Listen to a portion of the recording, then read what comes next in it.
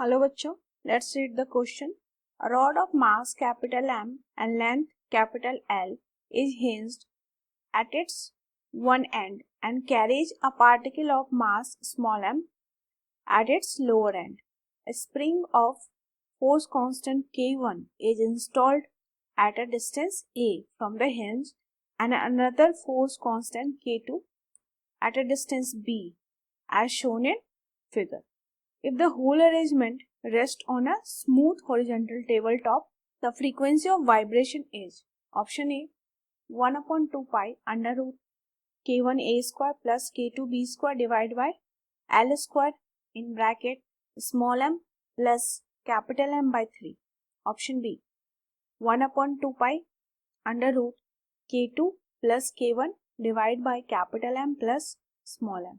Option C 1 upon 2 pi under root k2 plus k1 a square upon b square divided by 4 capital M by 3 plus small m. Option D 1 upon 2 pi under root k1 plus k2 b square upon a square divided by 4 by 3 small m plus capital M. Now the key concept for this question is we have to find restoring torque. Restoring torque की value find करनी है जिस भी point से ये hinge है. तो इस डायग्राम में सपोज ये यहाँ पर हम ओ ले लेते हैं, तो रिस्टोरिंग टॉर्क अबाउट ओ. ओ के अबाउट रिस्टोरिंग टॉर्क क्या होगा ये फाइंड करना है. रिस्टोरिंग टॉर्क के साथ साथ एंड एंगुलर एक्सेलरेशन भी फाइंड करना होगा, तभी हम फ्रीक्वेंसी फाइंड आउट कर सकते हैं. Angular acceleration that is alpha equal to minus omega square into theta. Omega की वैल्यू एक बार मिल जाए तो फ्रीक्वेंसी इजिली फाइंड आउट हो सकता है. तो सपोज ये डायग्राम जो है ये रॉड है जिसका मास है कैपिटल एम गिवन है एंड इसका लेंथ है capital L. Frequency of vibration निकालें तो सपोज कुछ टाइम बाद अगर इस स्मॉल एम, ये जो स्मॉल एम का पार्टिकल है, इसको अगर हमने डिस्प्लेस किया लेफ्ट डायरेक्शन में, तो आफ्टर सम टाइम इसकी पोजीशन कुछ इस डायरेक्शन में शिफ्ट हो जाएगी. यहाँ पर स्मॉल एम आ गया है नाउ, तो एंगुलर डिस्प्लेसमेंट हम ले लेते हैं कुछ थीटा. एंगुलर डिस्प्लेसमेंट यहाँ पर थीटा हो गया. नाउ अगर हम स्प्रिंग को देखें, K1 स्प्रिंग को देखते हैं, तो K1 में क्या होगा, कंप्रेशन हो जाएगा यहाँ.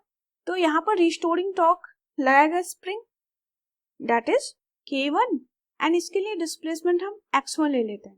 ठीक है, क्योंकि लेफ्ट डायरेक्शन में कंप्रेशन होगा तो ये जो रिस्टोरिंग फोर्स है ये फॉरवर्ड साइड लगेगा, मतलब राइट डायरेक्शन में लगेगा. सिमिलरली K2 में क्या होगा, एक्सटेंशन होगा, तो यहाँ भी रिस्टोरिंग फोर्स लगेगा दैट इज K2 एंड इसका डिस्प्लेसमेंट कुछ x2 ले लेते हैं. फोर्स कांस्टेंट अलग अलग है तो डिस्प्लेसमेंट कुछ अलग अलग ही होगा. तो सबसे पहले इस सिस्टम का हम एंगुलर डिस्प्लेसमेंट फाइंड करते हैं. तो इस डायग्राम को हम रीड्रॉ थोड़ा सा कर लेते हैं ऐसा. एंड ए इसका K1 स्प्रिंग से O पॉइंट तक का डिस्टेंस है ए. अब अगर हम सिर्फ रॉड की बात करें तो ये हमारा रॉड, ये परपेंडिकुलर डिस्टेंस ए है, सिर्फ स्प्रिंग K1 की बात कर रहे हैं और ये कुछ थीटा पर, अब ये पोजीशन कुछ ऐसा है एंड x1 डिस्प्लेसमेंट है. ये डायग्राम है फॉर, एक सिंप्लीफाइड डायग्राम है फॉर स्प्रिंग K1 का एंड दिस इज थीटा. तो यहां से हम एंगुलर डिस्प्लेसमेंट देख सकते हैं. Angular displacement that equal to arc upon radius. Arc क्या है हमारा x1 डिवाइड बाय रेडियस क्या हो जाएगा, radius this distance that is a. K1 spring के लिए x1 अपॉन a. तो angular displacement that is theta. तो x1 की वैल्यू यहां से आ गई a इंटू थीटा. ये है for spring K1. Now similarly हम कह सकते हैं फॉर स्प्रिंग K2 के लिए हमने displacement, linear displacement that is arc की वैल्यू देखिए x2 है, x2 equal to b into theta. ये सेम डायग्राम बनेगा, बस ये जो a है उसकी जगह हम b ले लेंगे. नाउ तो रिस्टोरिंग फोर्स दोनों स्प्रिंग में, तो फर्स्ट स्प्रिंग के लिए हम F1 मान लेते हैं, तो F1 equal to K1 X1 and F2 equal to K2 X2। अब रिस्टोरिंग टॉर्क की वैल्यू देखेंगे हम। Restoring torque